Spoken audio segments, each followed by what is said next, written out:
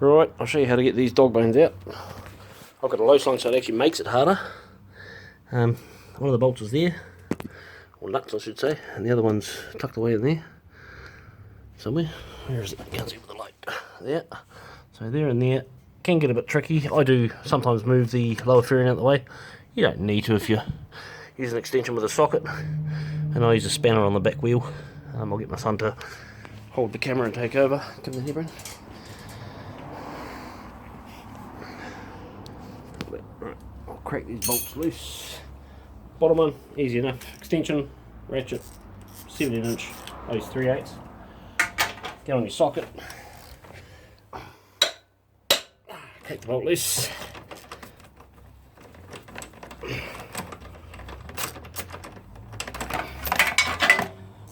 Socket and everything falls out. Should all be together. That nut's in there somewhere. Worry about that later.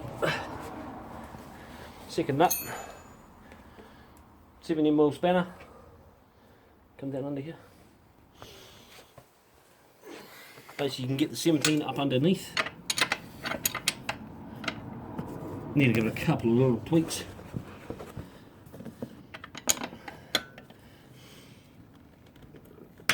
Oh, that's good. What have I got there?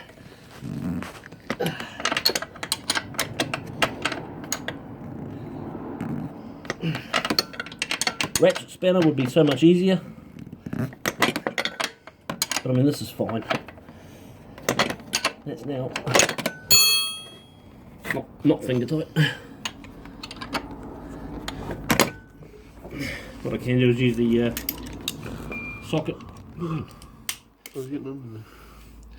Use the socket on the ratchet, that'll get in there. Probably should use it the first time because that will work.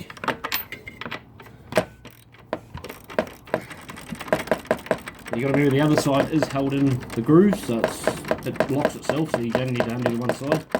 They need to hold it. The boosters don't have the grooves, so you have to actually hold both sides, which is a bit of a pain.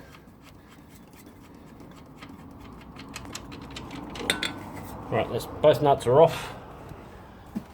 I can get the jack. I put it under the exhaust, under here. Just got a little bit of pressure to lift it up.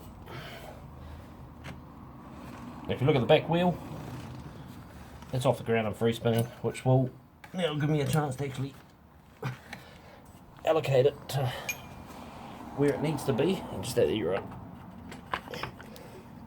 So basically, I need to you take the preload off the rear, like you can actually pull on the. Yeah, that's loose. Basically, you want to get the swing arm up enough off the pressure to free the movement between each bolt, because each bolt will compress as it loads up. It pulls either side of the dog bone, and then bolts. I mean that's right out. Top bolt's out, bottom bolt out. There's your dog bones. Same in reverse. I mean that took me what, 2 minutes. Put the bottom in first. Now you've got to remember the chain is in the way.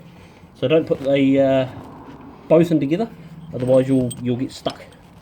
So basically I put the bottom in, fold it back up, and you can get the top in place inside the dog bone. There is a spacer. I go through the swing arm, push that all the way through. Make sure it sits in the slot of the dog bone. Now I'm doing this drunk as well, by the way. Bring that back so I can get the bolt in. I can't see it, but I can feel it. You've till you get right there. Yeah. That's the top one. Bottom one. Hang on. Bottom one is not in, so I need to pull the bottom one back out a bit. No biggie. Line those up together. Right through the hole. Where are we? Oh, way around that way. Now I'm doing this blind because I can't see, I'm not actually looking. I'm just going by feel. I'll put the bottom in first. And now I'm going to look. Oh, I'm sweating already from the bloody laser strike game. a bit of fun. That's all in. That one's in. The top's in. Bottom's in. Top nut.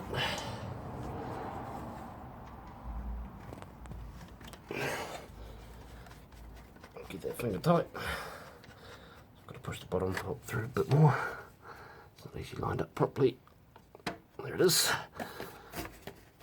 That in. Where's my nut gone? Still in there, isn't it? I think so. Oh, that's on the back. There it is. Bottom nut. On. Socket. Tighten up both bolts. I don't really torque them. Everyone goes by torque settings, but tight's tight, too tight's broken, as far as I'm concerned.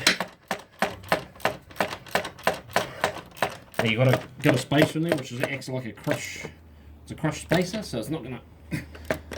Just make sure it's tight. Oh yeah. Bottom one. 70mm tube socket with an extension. Tighten that up. Hopefully I didn't push it out. Nope.